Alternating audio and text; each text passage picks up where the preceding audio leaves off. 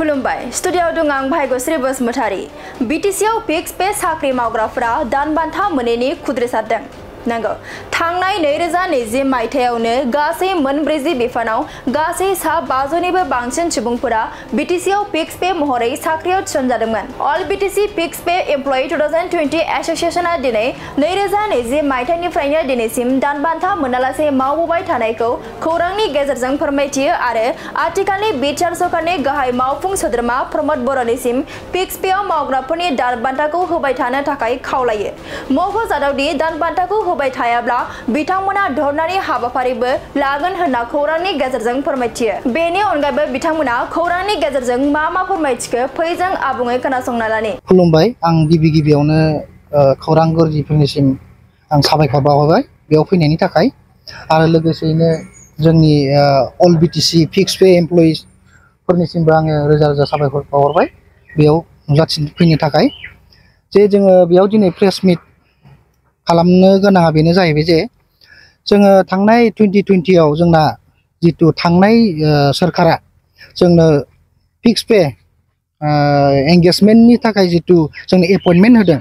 बे एपइन्टमेन्टनि जोहै जोङो दिनै डिउटिबो खालामबोबाय दिनै जोङो COVID-19 आवबो जोङो डिउटि खालामबोबाय इलेक्शन डिउटिबो खालामबोबाय आरो सोरबाथ' नै दिनै सोरबा जोंनि गेजेराव रुंसारिबो जालांबाय तो दिनै जों दिनैसिम नै दिनै सारि बोसोर जाबाय जोंहा दिनै बेथन गैया तो बेथन गैयालासेनो जोंखौ सरकारा जोंखौ बाहायगासिनो दङ बेनि उनाव जोङो दाख्लै साननै सानथामसोनि सिगाङाव खोनाबाय मा जोंहा बिटिआरनि फरेस्ट इएम जा रनजित बसुमतारी सारखौ मोनसे निउस पर्टेलाव नुदों जेनेबा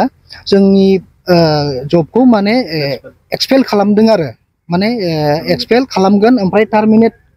लेटार अर्डार दिहुननो थाखाय माने बुंदों आरो निउस पर्टेलाव तो मानि जाहोनाव जोंखौ अब्ला जोंखौ सारि बोसोरखौ मानो डिउटि खालामहोगारखो बै समावनो टार्मिनेट खालामोन आरो इलिगेल होननानै बुङो जुदि इलिगेलबा बै 2020 नि सिगां जितु फिक्स पे मावनानै दंमोन बिसोर बोरै बेथन मोनबाय थाखो आरो बोरै बिसिना रेगुलार जाबोखो बेखायनो जोंना दा सोंथिया बेनो बा जोंखौ सारि बोसोरखौ जोंखौ बाहायनानै मानि थाखाय जोंखौ दिनै टार्मिनेट खालामनो नागिरदों बिनि थाखाय जोङो दिनै बेयाव जोङो सेक्रेटारियाव फैनानै जोङो दिनै प्रेस मिट खालामनो गोनां जादों बेखिनियानो बिटिआर सरकारजों मा रायलायबाय बिटिआर सरकारजों गोबां रायलायबाय जोंना एसोसिएशननि सेक्रेटारि प्रेसिडेन्टआ दिनै एक्सन बिसोरबो दिनै लोगो हमो रङियावबो लोगो हमो बिटिसिआव फैनानैबो लोगो हमो आरो जागोन होननानै बुङो ओमफ्राय डिउटिबो जेनेबा खालामनो होयो ओमफ्राय अकस्मात जों दाख्लै निउस पर्टेलाव नुबाय जे जा रनजित सारा जोंनि जबखौ माने एक्सपेल खालामनो नागिरबाय माने बिदि खोथा खोनानानै जोङो दिनै प्रेस मिट खालामनो गोनां बायथ' जादों आरो साबेसे दं नोंथांमोन जोङो अलमस्ट जोङो 500 दङ 500 दङ मा डिपार्टमेन्ट गासै डिपार्टमेन्ट जोङो अल डिपार्टमेन्ट 40टा डिपार्टमेन्ट दंजोबो इरिगेसन दङ सयल कनजारभेसन दङ हेन्डलुम दङ पिडब्लिउडि दं माने नानानथा आरो एटसेट्रा बेखिनियानो 2020 निफ्राय नोंथांमोनहा एंगेजमेन्टआव दंजोबो एंगेजमेन्टआव फिक्स पेआव दङ गासिबो मावजोबो ओमफ्राय बिनि सिगाङाथ'